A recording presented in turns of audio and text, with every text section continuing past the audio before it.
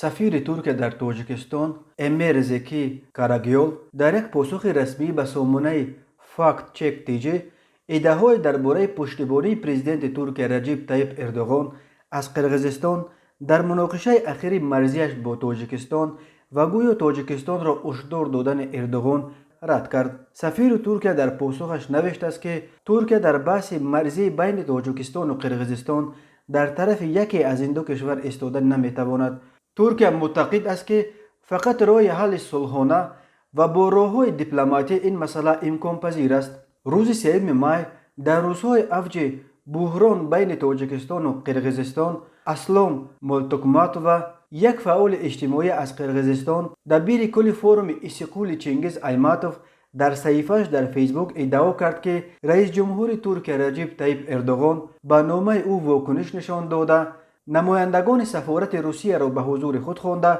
توسط آنها تاجیکستان را هشدار داده است که دیگر در آینده اقدام‌های جنگجویانه‌اش به ضد قرقیزستان را تکرار نکند. این ادعای مولتوکماتووا واکنش‌های زیاد را در شبکه‌های اجتماعی برانگیخت و برخی از کاربران تاجیک اردوغان را برای چنین طرفگیری از یک جانب نزاع به باد شدید انتقاد کشیدند. ولی سفیر ترکیه در دوشنبه امیر زکی کاراگیول که تازه ماه اپریل سال 2021 به این مقام تعیین شده است، در پاسخ خود به سامانه فاکت چک تیجی این ادعاها درباره پشتیبانی پرزیدنت ترکیه